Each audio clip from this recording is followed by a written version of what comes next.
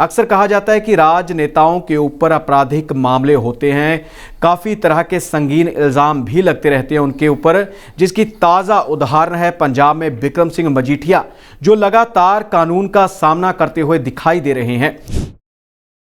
कि सुखपाल खैरा पर भी आपराधिक मामला दर्ज है। वो अभी कुछ दिन पहले ही पटियाला जेल से रिहा किए गए हैं। इस तरह की स्थितियां पहले भी 2017 में भी रहा।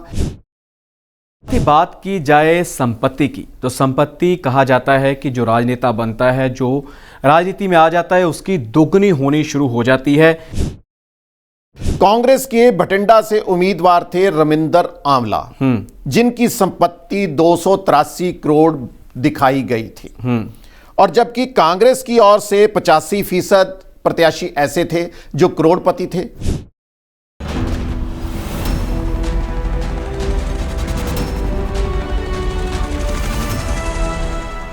नमस्कार, विधानसभा चुनाव के ऊपर हमारा खास कार्यक्रम पंजाब इलेक्शन 2022 देख रहे सभी दर्शकों का मैं धर्मेंद्र संधू स्वागत करता हूं।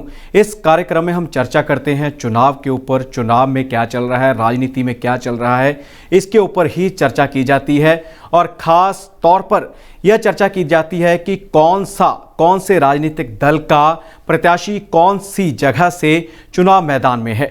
इस चर्चा का हिस्सा बनते हैं हमारे साथ सीनियर पत्रकार प्रदीप शाही जी। शाही जी आज भी हमारे साथ मौजूद हैं। सबसे पहले उनका स्वागत करते हैं। शाही जी, आपका स्वागत है। नमस्कार जी। शाही जी, जिस तरह से नामांकन पत्र दाखिल किए गए हैं, प्रत्याशी पहुंचे थे अपने नामांकन पत्र दाखिल करने के लिए, अलग अलग तरीकों से पहुंचे। कोई स्कूटी के ऊपर पहुंचा, कोई साइकिल से पहुंचा, कोई गाड़ी से पहुंचा, कोई पैदल पहुंचा, सबने अपने नामांकन पत्र दाखिल कर दिए। इसी के चलते जब 2017 में विधानसभा चुनाव हुए थे तो यही प्रक्रिया हुई थी जो इस बार दोहराई जा रही है। हर बार का यह किस्सा है, हर बार नामांकन पत्र दाखिल किए जाते हैं तो उसमें सारा ब्यौरा दिया जाता है कि आप किस तरह के हैं, कौन सा आपका किरदार है, किस तरह से आपके ऊपर कोई मामला दर्ज है, आपकी संपत्ति कितनी है, आपकी आयु कितनी है, आपकी शिक्षा कितनी है। सारे सवाल इस नामांकन पत्र में पूछे जाते हैं चुनाव आयोग की ओर से। इसी के चलते ही आपसे जानेंगे कि 2017 में कैसे हालात थे, कौन से उम्मीदवार की, कौन से प्रत्याशी की कितनी संपत्ति थी, क्या शिक्षा थी, क्या उसकी उम्र थी, ये सब कुछ आपसे जानेंगे। सबसे पहले शुरुआत करते हैं कि आपराधिक मामले, अक्सर कहा जाता है कि राजनेताओं के ऊपर आपराधिक मामले होते हैं, काफ़ी तरह के संगीन इल्ज़ाम भी लगते रहते हैं उनके ऊपर, जिसकी ताज़ा उदाहरण है पंजाब में बिक्रम सिंह मजीठिया, जो लगातार कानून का सामना करते हुए दिखाई दे रहे हैं। तो इसी के चलते आपसे जानेंगे कि 2017 की रिपोर्ट के मुताबिक कौन से उम्मीदवार पर और कौन से राजनीतिक दल के ऊपर ये आपराधिक मामले दर्ज हैं और कितने गंभीर हैं और कितने नॉर्मल हैं। जी, इसमें मैं संशोधन कर दूं संधू साहब, वो ये कि सुखपाल खैरा पर भी आपराधिक मामला दर्ज है। वो अभी कुछ दिन पहले ही पटियाला जेल से रिहा किए गए हैं। इस तरह की स्थितियां पहले भी 2017 में भी रहा। एसोसिएशन फॉर डेमोक्रेटिक रिफॉर्म, जिसको एडीआर बोलते हैं, उसकी रिपोर्ट हमारे सामने आई थी। आपने पूछा कि आपराधिक मामले कौन कौन से हैं। पिछले चुनावों के बारे में मैं थोड़ी सी जानकारी पेश करता हूं। 117 विधानसभा सीटों में से 4 सीट वेकेंट रह गई थी। उसका कई कारण थे, किसी की मृत्यु हो गई या कोई दल को छोड़ गया या किसी ने त्याग पत्र दे दिया। इनमें 14% यानी कि 16 उम्मीदवारों के ऊपर आपराधिक मामले दर्ज थे, जबकि 12 यानी कि 11% पर गंभीर आपराधिक मामले दर्ज हैं। और इनमें से एक उम्मीदवार पर मर्डर यानी कि 302 का मामला भी दर्ज है, जबकि 2 विधायकों पर 307 आईपीसी के तहत मर्डर करने का आरोप भी लगा हुआ है। जी, और साथ ही बात की जाए संपत्ति की, तो संपत्ति कहा जाता है कि जो राजनेता बनता है, जो राजनीति में आ जाता है, उसकी दोगुनी होनी शुरू हो जाती है। आंकड़े काफ़ी आते हैं कि 2017 में जितनी संपत्ति थी उतनी 12 में नहीं थी, बढ़ती गई उनकी संपत्ति। तो आपसे जानना चाहेंगे कि खासकर पंजाब के संदर्भ में कौन से एमएलए, कौन से राजनेता, कौन से मंत्री के पास कितनी संपत्ति है। संधू साहब, ऐसा है कि अकाली दल, भारतीय जनता पार्टी, लोक इंसाफ पार्टी, शिरोमणि अकाली दल संयुक्त और पंजाब लोक कांग्रेस, इनके सभी उम्मीदवार करोड़पति थे। जी, जबकि कांग्रेस के भटिंडा से उम्मीदवार थे रमिंदर आंवला, जिनकी संपत्ति 283 करोड़ दिखाई गई थी। और जबकि कांग्रेस की ओर से 85% प्रत्याशी ऐसे थे जो करोड़पति थे, और जबकि आम आदमी पार्टी के सबसे कम प्रत्याशियों की संख्या मात्र 25% थी। अगर सबसे कम संपत्ति के बारे में ब्यौरा दर्ज किया जाए तो भटिंडा से रुपिंदर रूबी, जिनकी आय मात्र 1 लाख रुपया, और कुलवंत पंडोरी जो आम आदमी पार्टी के थे उनकी 2 लाख रुपया, और भटिंडा से प्रोफेसर बलजिंदर कौर की आय 3 लाख रुपया दिखाई गई थी। जी, और शिक्षा की बात की जाए तो अक्सर कहा जाता है कि राजनेता बनने के लिए पढ़ाई की ज़रूरत नहीं पड़ती, राजनीति में आ जाओ तो धीरे धीरे व्यक्ति आगे बढ़ता जाता है।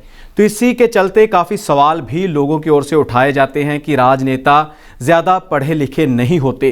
तो आपसे जानना चाहेंगे कि किस तरह का आपके पास ग्राफ है कि कौन सा नेता कितना पढ़ा हुआ है, कितने मैट्रिक कर चुके हैं, कितने मैट्रिक से ऊपर हैं, मैट्रिक से नीचे हैं, या उच्च शिक्षा किन्होंने ग्रहण की है। जी संतोष साहब, बिल्कुल सही सवाल।